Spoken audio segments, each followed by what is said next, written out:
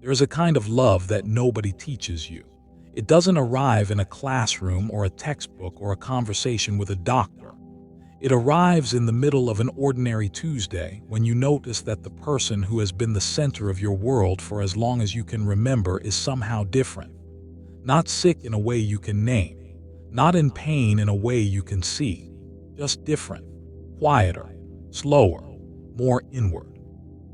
And something in your chest tightens because part of you already knows, even before you find the words for it, that something has shifted.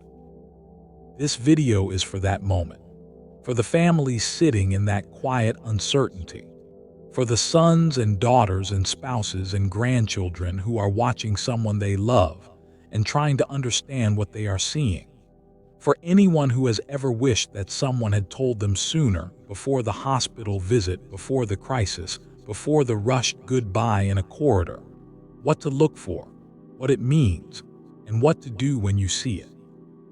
Today, I am going to walk you through 7 of the most important, most commonly overlooked signs that the human body gives us in the months before the end of life. These are not signs invented by one doctor or one clinic. They are patterns documented across decades of palliative care research at institutions including Johns Hopkins, Mayo Clinic, Cleveland Clinic, Harvard Medical School, the National Hospice and Palliative Care Organization, and the National Institute on Aging. They are signs that hospice nurses recognize within minutes of walking into a room, that families have been watching for months without understanding what they were seeing. Knowing them will not stop what is coming. Nothing can do that. But knowing them can give you something that grief desperately needs to survive: time. Time to say what matters. Time to sit closer. Time to make peace with what is, rather than spend that precious time fighting a battle that the body has already decided. Time to love someone all the way to the very last moment, with your eyes open and your heart ready. Before we begin, I want to ask you to do one thing. In the comments below, type the word peace, not because it is easy to feel right now, but because choosing peace over fear in moments like this is one of the most courageous things a human being can do. And if you are watching this because someone you love is going through this right now, I want you to know that you are not alone. Stay with me. Every word of this is for you. There is a kind of sleep that looks ordinary. That is exactly why families miss it. It doesn't arrive all at once, announcing itself with drama or urgency. It creeps in quietly, one afternoon at a time, borrowing an hour here and an hour there until one day you realize that the person who spent 60 years rising before the sun is now sleeping through most of the morning, most of the afternoon, and waking in the dark hours of the night when the house is still and everyone else is dreaming. Picture a man named George, 83 years old, retired engineer from Pittsburgh. His whole life he was up at 6, coffee made before the sun was fully up, crossword puzzle at the kitchen table by 6:30. His wife used to joke that George's internal alarm was more reliable than any clock they had ever owned. For 50 years that was George, steady, predictable, anchored to the rhythm of the day. Then something shifted. It didn't happen all at once. It began with him nodding off during the evening news, which his family chalked up to a long week. Then he started missing his afternoon walks because he was too tired, which they attributed to the weather getting colder.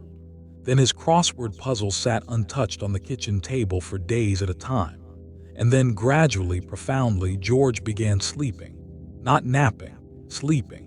12 hours, 14 hours, 16 hours, sometimes more.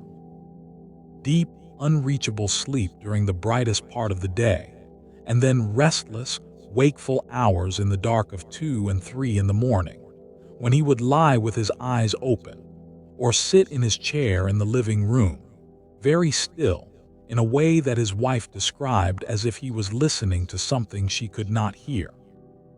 His family tried everything. They kept him up in the afternoons. They took him for drives to keep him alert. They adjusted his medications, but nothing changed. The sleep deepened, And it was only when a hospice nurse was finally brought in that George's daughter heard, for the first time, what was actually happening. According to Harvard Medical School's Division of Sleep Medicine, the body's circadian clock, the internal biological system that governs when we feel awake and when we feel sleepy, is maintained by a complex network of hormonal signals, light sensitivity, and neural regulation. In the final months of life, as the body begins its gradual process of systemic withdrawal, this regulatory network begins to lose its precision. The signals become inconsistent. The distinction between day and night begins to blur at a neurological level, and what results is not simply more sleep. It is a fundamentally different relationship with consciousness itself. Here is the deeper truth that palliative care workers understand and that families need to hear. When a body is approaching its final chapter, it begins to conserve energy the way a wise traveler conserves water in the desert. It does not spend what it cannot afford. And wakefulness, the full, engaged, interactive wakefulness of a person who is oriented, conversational, and present, is one of the most energy-expensive states the human body can maintain. So the body begins, very intelligently, to reduce the time spent in that state. The vital organs, the heart, the lungs, the kidneys, get what they need. The social, waking self gets less. This is why the person who used to love their afternoon television now cannot stay awake past the opening credits. This is why someone who spent 60 years going to bed at 10 and waking at 6 now sleeps through entire mornings and then lies awake in the quiet dark. Not because something is wrong with their sleep, but because their body has adopted a new rhythm, one that serves its current needs, not its previous ones. What families get wrong here with the most loving of intentions is resistance. They try to restore the old pattern. They limit naps. They pull up the blinds. They encourage activity and engagement. They are, in effect, fighting against a biological process that cannot be won. And in doing so, they exhaust both themselves and their loved one without achieving anything except frustration on both sides. What actually helps is this: let go of the old schedule. It no longer belongs to this phase of life. Create an environment that supports whatever rhythm the body has adopted: comfortable bedding, a cool, quiet room, a glass of water within reach, soft light when they are awake, darkness when they are sleeping, regardless of what the clock says. Keep a simple record, not a medical chart, just a notebook with brief daily notes. How many hours did they sleep? How were they when they woke? Were they comfortable and at peace, or restless and confused? This information will be invaluable when you speak with their doctor or their hospice team. And resist the urge to measure love by how awake someone is. A person sleeping 16 hours a day is not absent. They are present in a different way, in a quieter way, and your presence beside them as they sleep is not wasted.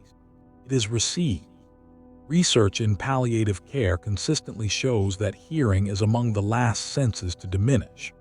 The words you speak to a sleeping person, the hand you rest on their arm, the sound of your voice telling them that you are there and that they are loved, these things reach them.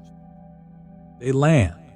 George's daughter said the thing she was most grateful for was that she stopped fighting his sleep and started sitting with him during it. And occasionally, not always, but sometimes, he would squeeze her hand in his sleep. And she said that squeeze told her everything she needed to know. Food is never just food. You know this already, in the way you know things that you learn not from books but from a lifetime of Sunday dinners and holiday kitchens, and the particular smell of something that takes you immediately back to a moment 20 years ago when everything was different and everyone was still here. Food is love made edible. It is memory made warm. It is the language that many families speak most fluently when they do not have other words. Which is exactly why, when someone stops eating, it breaks something in the people who love them that goes far deeper than medical concern. Dorothy was 80 years old, a retired school teacher from North Carolina who had cooked almost every meal of her adult life from scratch. Her daughter once said that Dorothy cooked the way some people pray, with complete attention and complete devotion. Her cornbread was legendary. Her Sunday pot roast could bring her grandchildren in from 3 counties. Food was how Dorothy said "I love you," and it was how her family said it back, by eating what she made and asking for seconds. So when Dorothy stopped eating, it did not feel like a symptom. It felt like a loss of something essential about who she was. Her daughter tried everything. New recipes, softer textures, all of Dorothy's favorites prepared exactly the way Dorothy herself had taught her. But the plate sat untouched.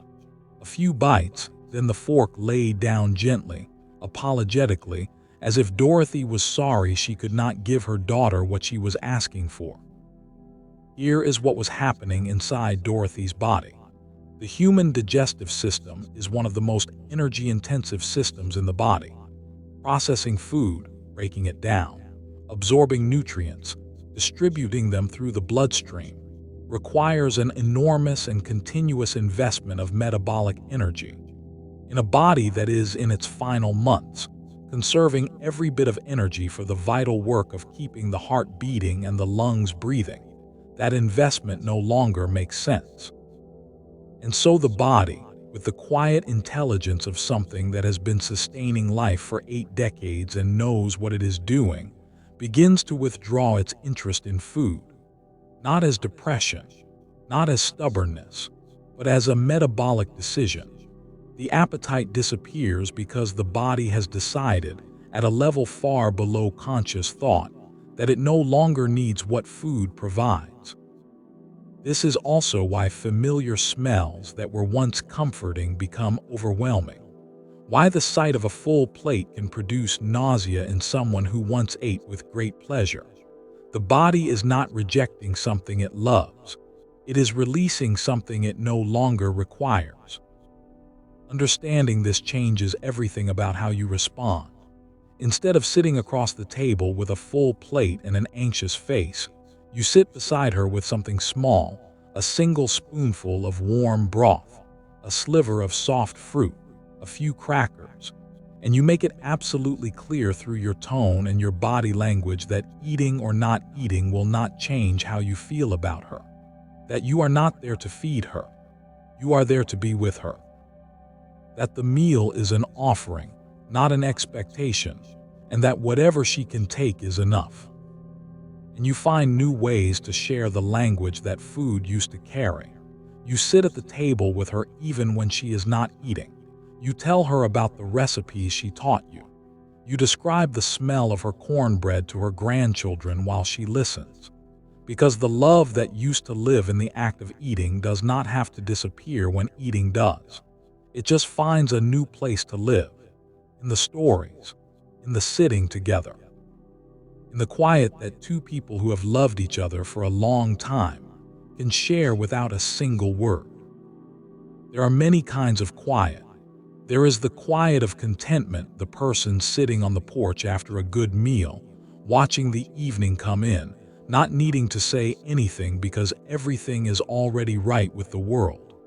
There is the quiet of exhaustion, the quiet of deep thought, the quiet of grief.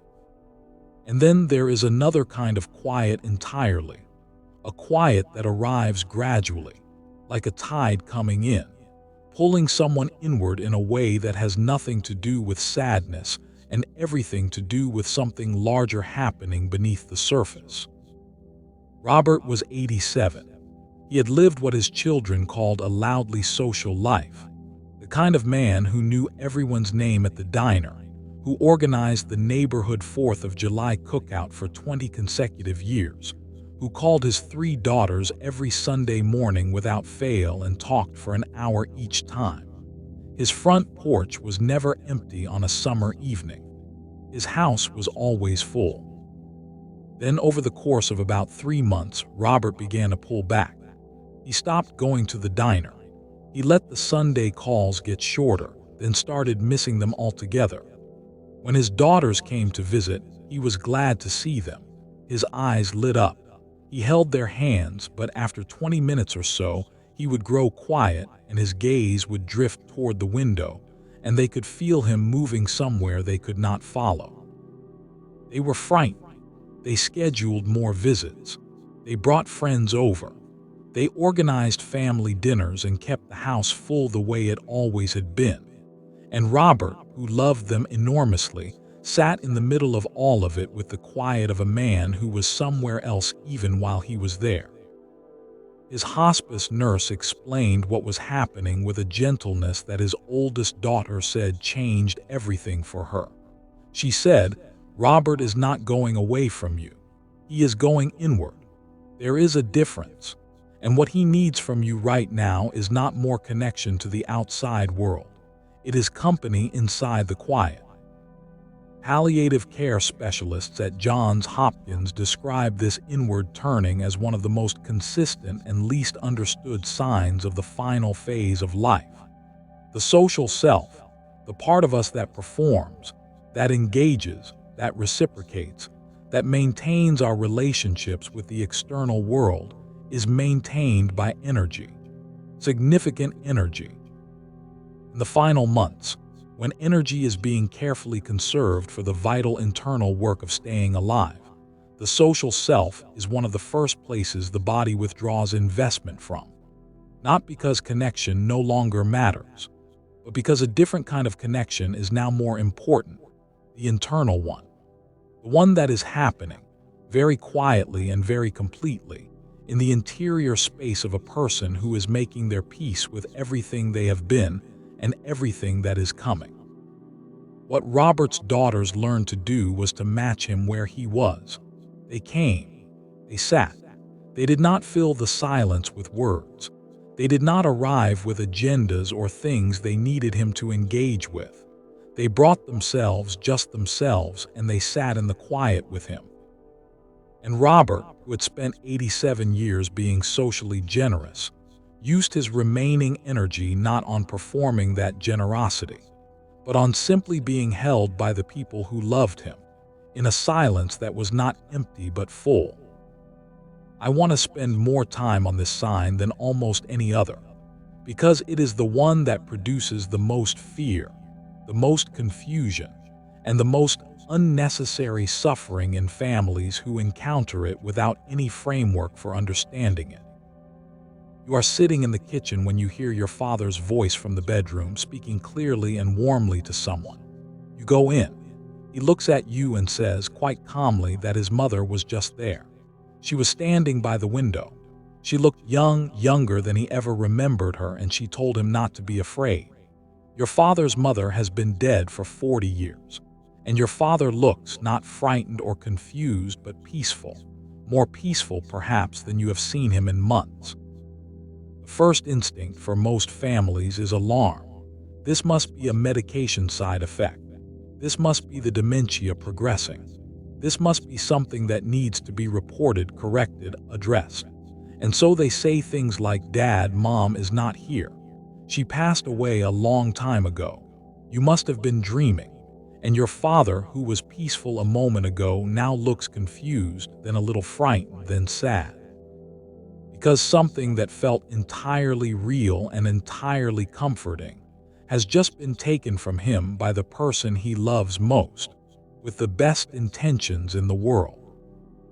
Dr. Christopher Care, Chief Medical Officer of Hospice Buffalo and one of the world's leading researchers in end-of-life experience, has spent over a decade studying what patients in the final weeks and months of life report experiencing. His research, published in peer-reviewed journals and documented in thousands of patient interviews, reveals something that challenges the clinical instinct to pathologize these experiences. The vast majority of patients who report visions, presences, or conversations with deceased loved ones describe them not as frightening or distressing, but as among the most meaningful and comforting experiences of their lives. These experiences are almost invariably specific, personal, deeply meaningful to the individual, and associated with increased feelings of peace and reduced anxiety about dying. What we know from the evidence is this: these experiences comfort the people having them. They reduce fear. They increase a sense of connection across time.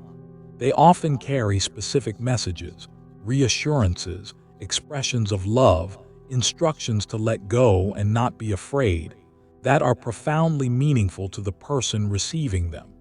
And when family members respond with validation rather than correction, with curiosity rather than alarm, the peace they produce is deepened rather than destroyed. So here is what you do. When your loved one tells you that someone has visited them, you do not correct, you do not dismiss. You sit down, you look at them, you say, "Tell me about it," and then you listen. You ask who it was, you ask what they looked like, you ask what they said, and you let the conversation go wherever it goes for as long as it goes, because what is happening in that room is not a symptom. It is a gift. Write down what they tell you. These conversations often contain things that could not have been known, or private memories, specific details, messages intended for specific people. They are worth preserving. They are among the last original things your loved one will give you. Strength is identity. This is particularly true for a generation of men and women who define themselves by what their bodies could do, the work they could sustain, the grandchildren they could lift, the gardens they could keep, the independence they could maintain into decades of life that their own parents never reached.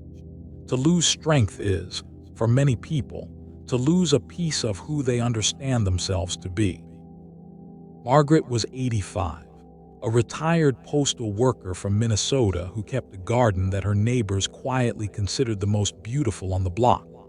Every spring she planted tomatoes and sunflowers and marigolds. Every summer she was in that garden at 7 in the morning, before the heat came in, doing the work she loved. At 85, her son arrived one July morning to find her sitting in the garden chair, the tools in her lap, looking at the flowers she had not been able to plant. She had not fallen. She had not been sick. She had simply found one morning that she could not do what she had always done, and she had sat down in the chair and looked at the garden she had tended for 30 years with an expression her son described as making peace. Her doctor was honest with the family. The weakness was not something that could be rehabilitated or reversed.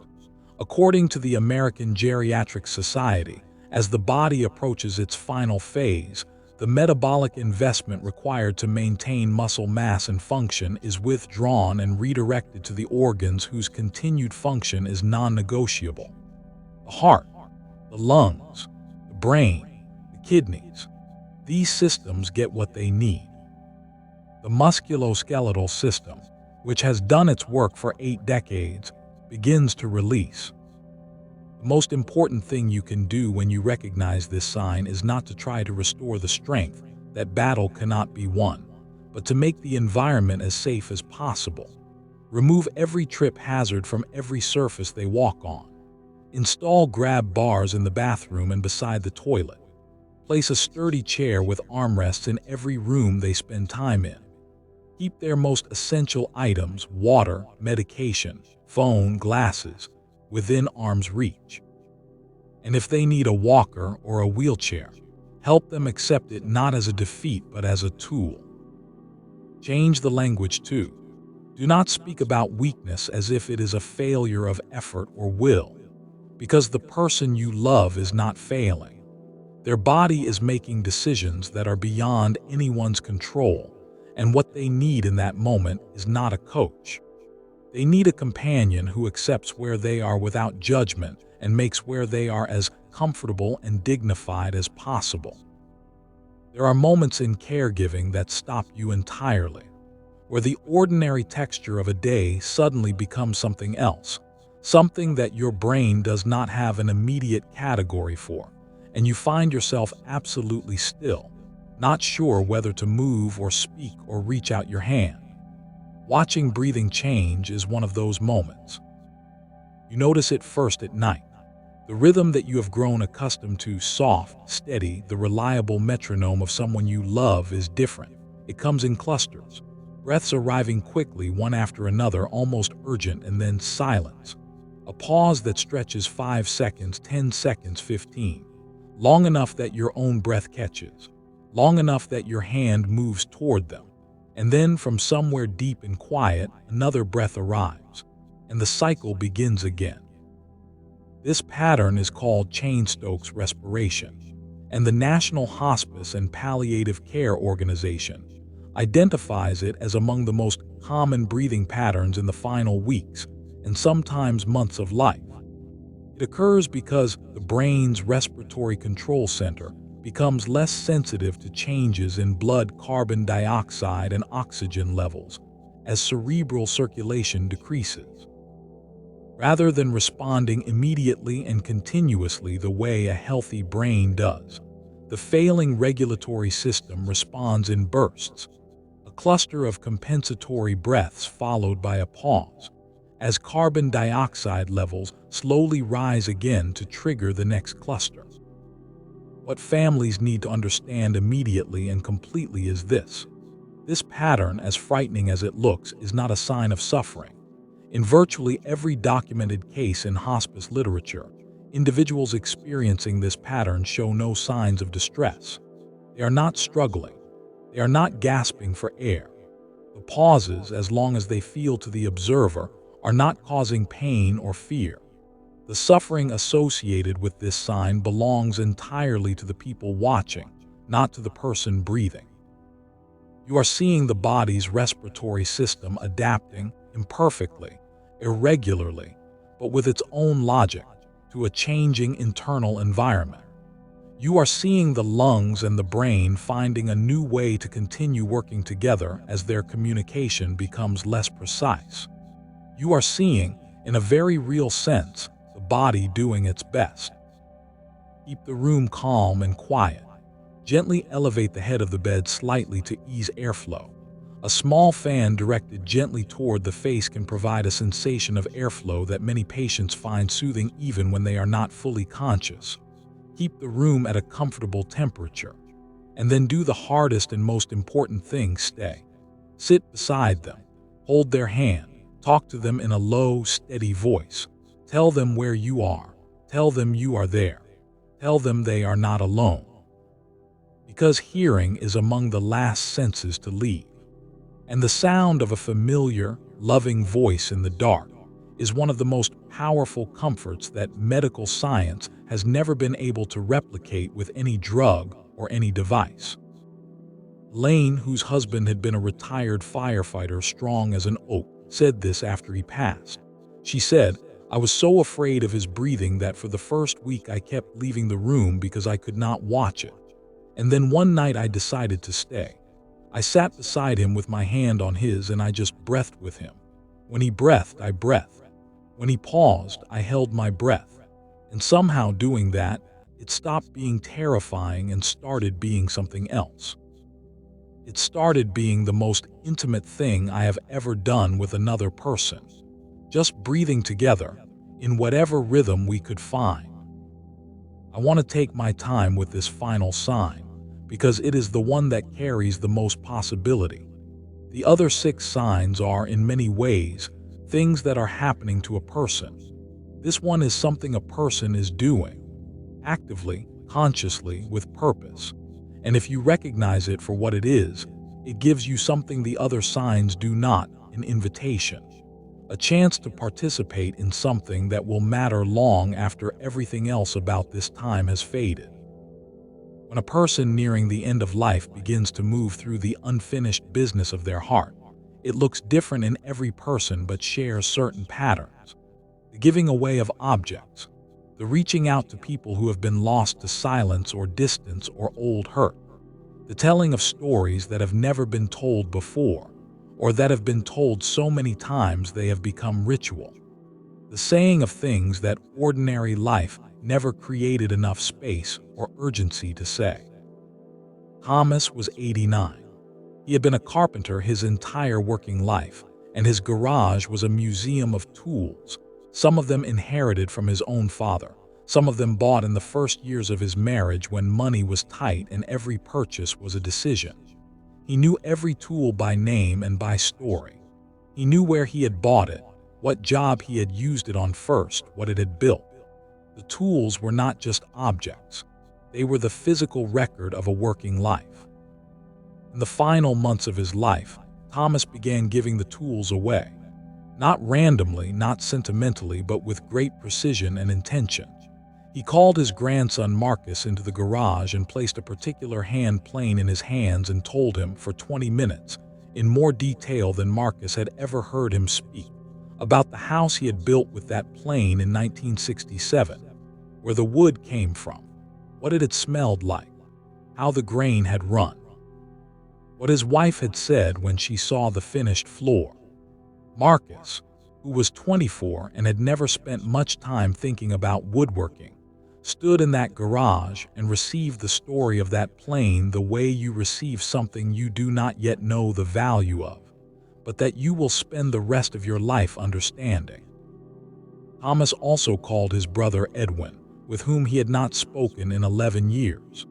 The reason for the silence had something to do with a piece of land, and something to do with pride, and something to do with the way hurt can calcify into habit until you genuinely cannot remember which came first, the hurt or the silence.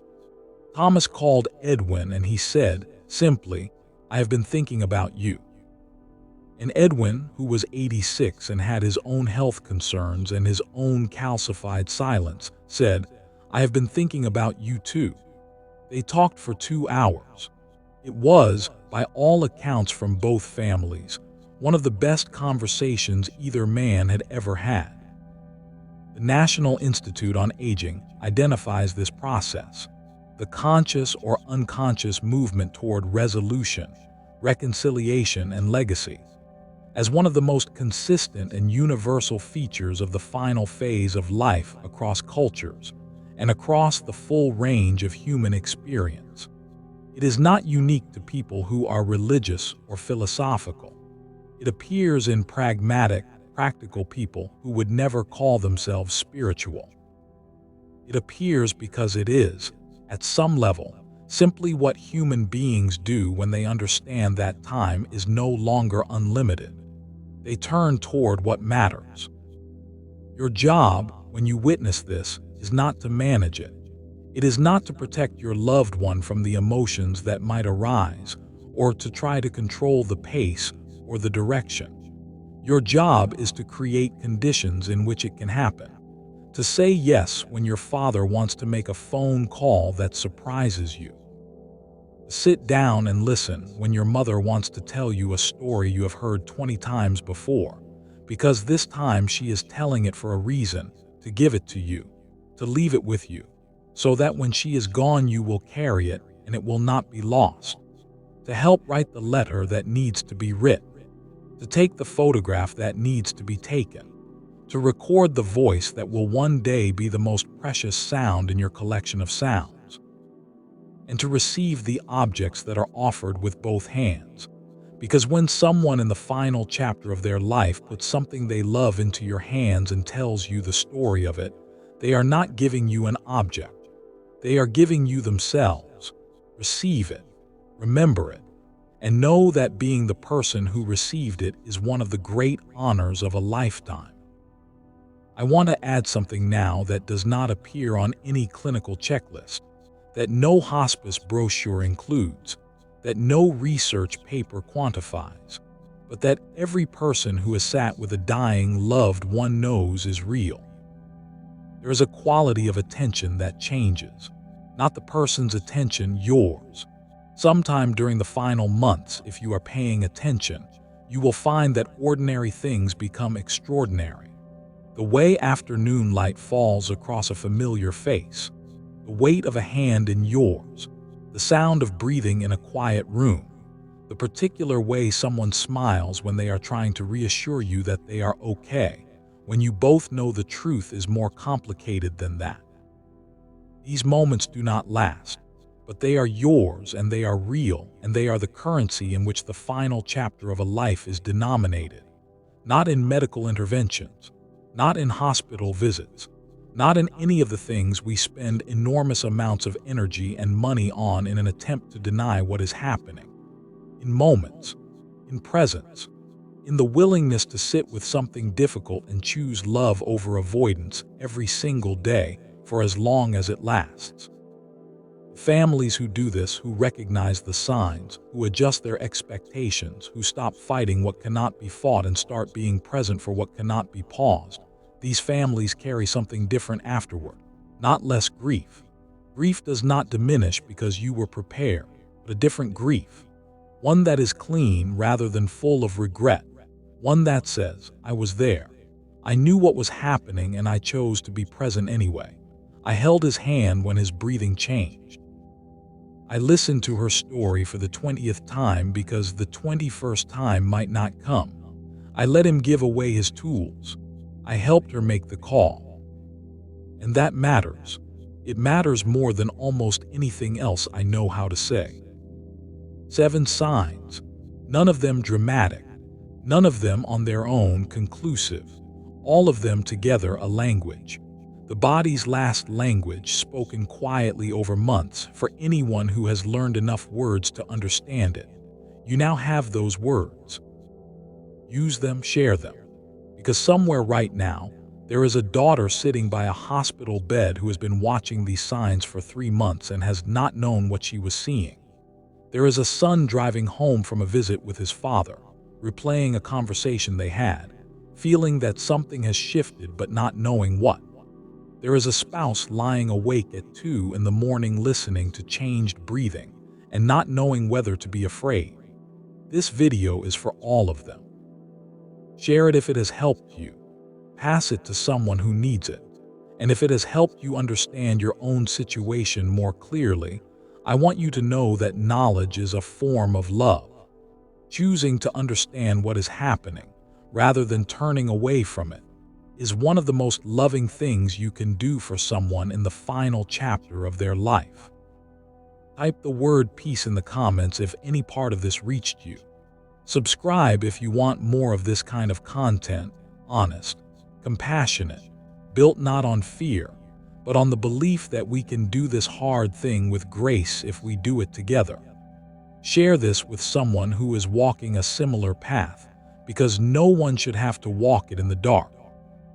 Until next time, may the people you love feel your presence even in the silence. May you find the words when you need them and the courage to sit quietly when you do not.